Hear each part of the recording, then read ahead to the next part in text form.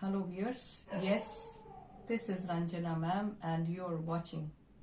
Yes, it's mine as well as your channel.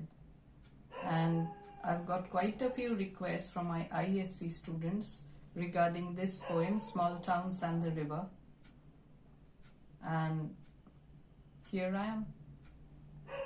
But before I start, you know what's coming.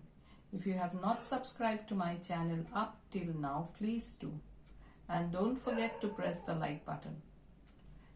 Many of you all view it, but after that forget to press the like button. So I would suggest press the like button in the beginning only.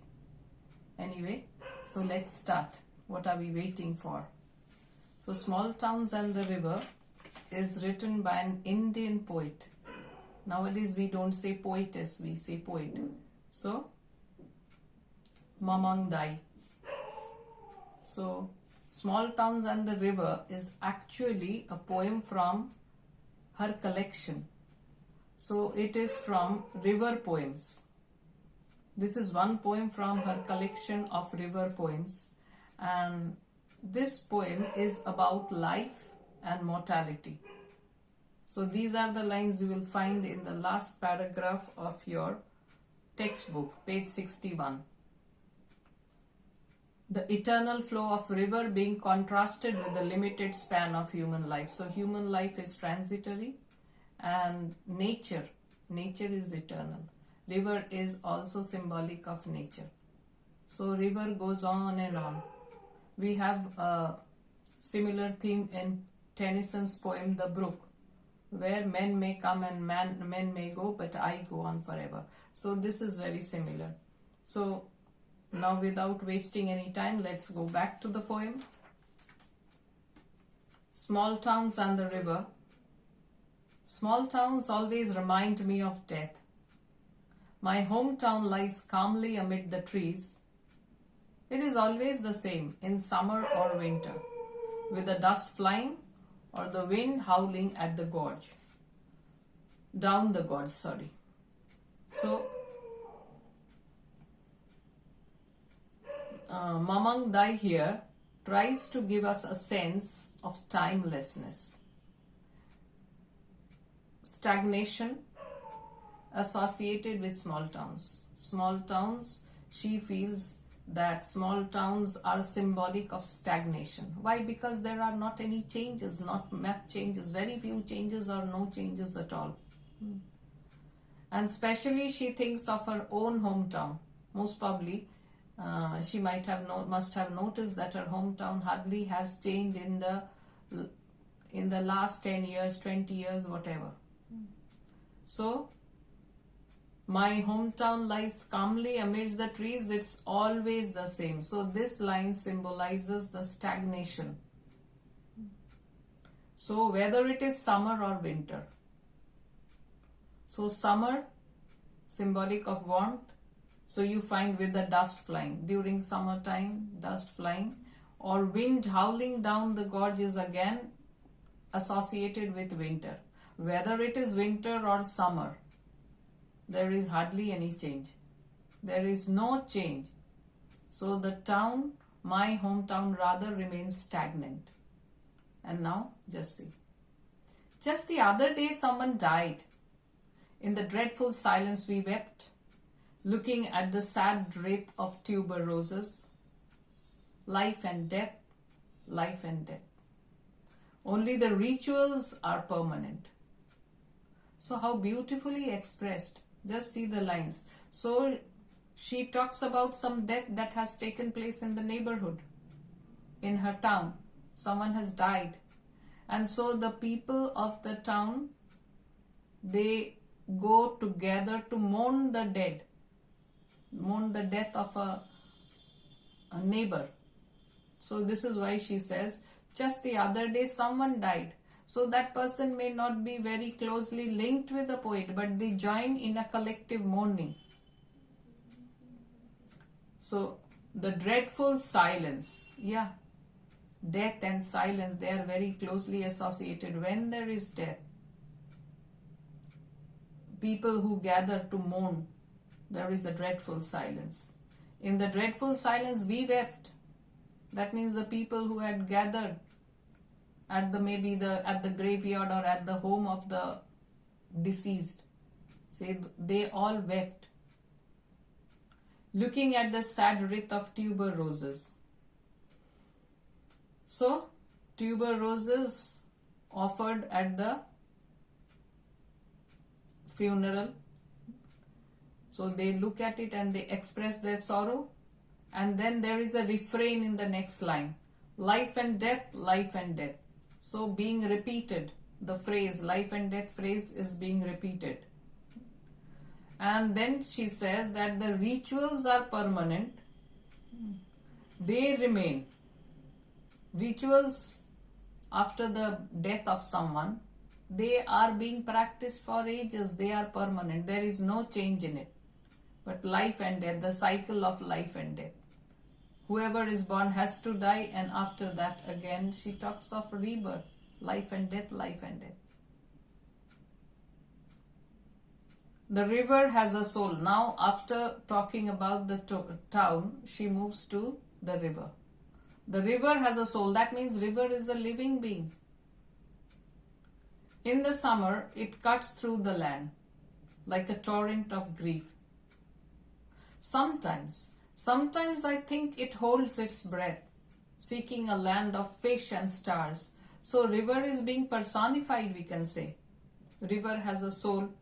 So it as if has a physical nature. It as if has a human body.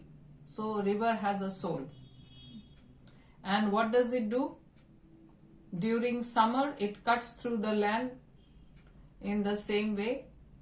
So think of the river running through the land, gushing through the land.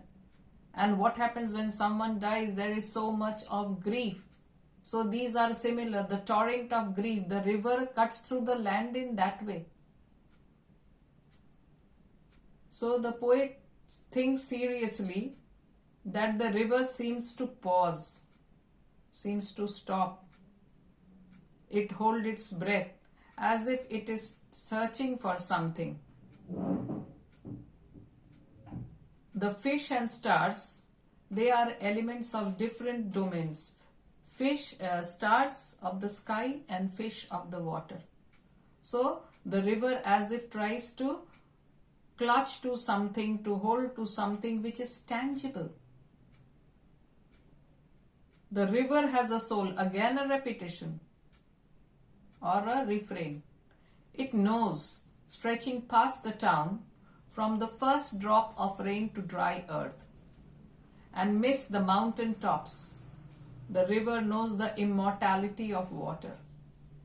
So again the poet, she talks about the river with a soul. So the river is not like the other things which do not move, not like the immobile things. The river keeps on moving. As such, it is a living being with a soul. So, and river as if possesses the wisdom. That is why the river knows. The river is wise. It knows of what? Of the life's water cycle. So you all must have read either in your biology or in your geography about the life cycle of water. So the water from the seas and the streams, they get heated, it evaporates, it gets up, there it forms clouds, and then the drops of water, when the cloud cannot hold it, it falls down to the earth as rain. So the life cycle of the water continues. So the water is immortal, it never dies, it only changes form. And maybe the river is aware of it. Yeah, because the water comes from the rivers and seas. So water is therefore immortal. It changes, but it never becomes non-existent. A shrine of happy pictures marks the day of childhood. Small towns grow with anxiety for the future. The dead are placed pointing west. So, we remember our childhood. We feel so nostalgic when we think of our childhood days. They are the joyful days. They are the happy days. That is why happy pictures. Why? Because childhood is free from worries. maybe the time at which she talks, I think childhood of today's childhood is not free from worries.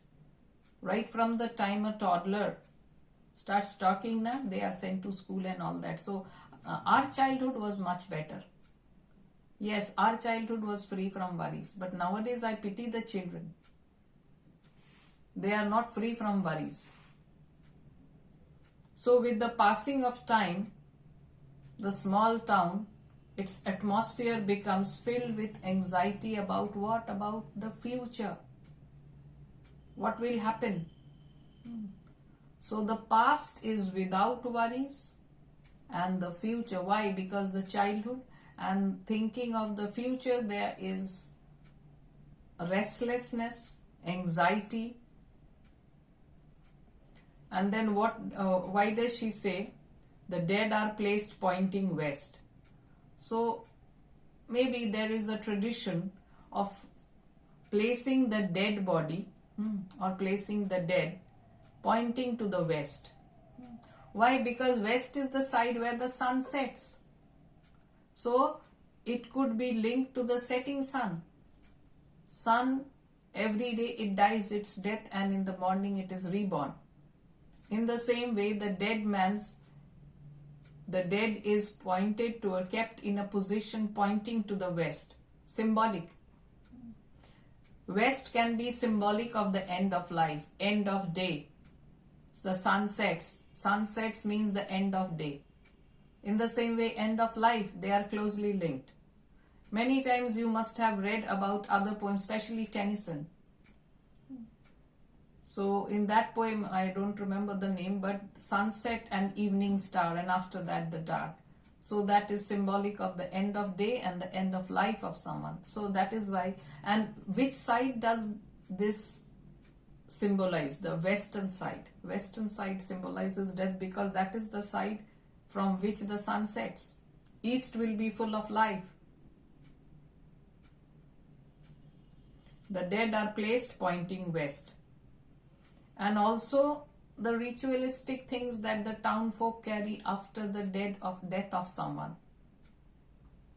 When the soul rises, it will walk into the golden east, golden east, into the house of the sun. So what does this mean? That after death, it is said, or rather there is a belief that the soul rises and moves towards the eastern side. So it is placed on the west, but the soul comes out from the body and it rises towards the east. Why? Because that is the side from which the sun rises. So that is why golden east, the color of the bright sun when it makes its appearance from the eastern side. So this movement of the soul towards the eastern side, what does it symbolize? It symbolizes a journey towards something new, rebirth. In many religions they don't believe in rebirth, but we Hindus or Indians, we believe in rebirth. So the eastern side, the soul going to the eastern side could be symbolic of another birth. So life and death, life and death. Remember the refrain earlier. So the house of the sun, into the house of the sun. So the house of the sun, what is it? What is the poet trying to tell us through this? So house of the sun means the sun's house will be full of enlightenment. It can be also symbolic of heaven or a life after death. So the soul will find its peace, its harmony, its immortality in the eastern side. The soul is immortal. The soul doesn't die. It's the body which perishes. So, in the cool bamboo, restored in sunlight, life matters like this. So, bamboo is supposed to be cool, and you must have, if you have seen bamboo poles, you will realize that it is hollow. So, it could be suggestive of the body or life that needs some external meaning. The sun's life, it restores the warmth. Bamboo is cool, but the sun's light, when it falls on it, it restores the warmth which the bamboo has been lacking. So in the same way, life is also given a meaning. Life is given the strength through the sunlight. So without the sun, we would cease to exist. Sun is the source of life in this planet, and the planets which don't get enough sunlight or which get more sunlight, there is no life possible. So sunlight is the giver of life.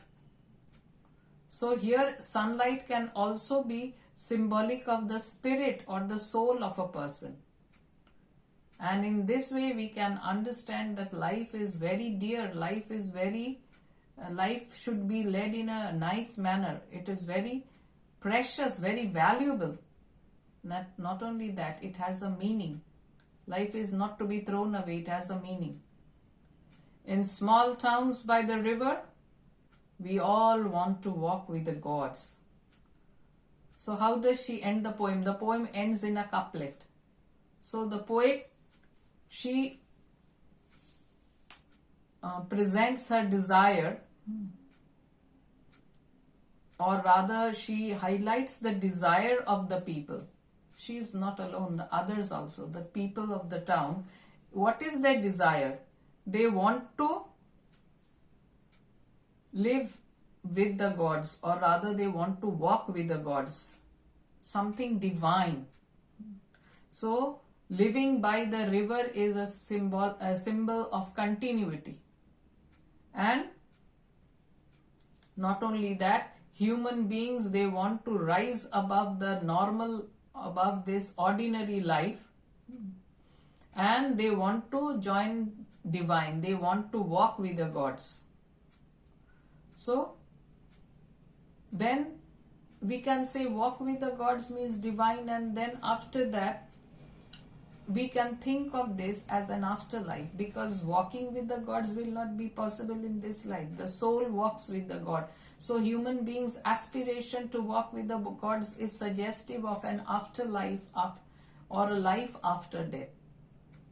So this poem, in this poem we find that the poet tries to focus on life and death and the close association of life and death. So it is made clear by the reference to the poet's own small hometown.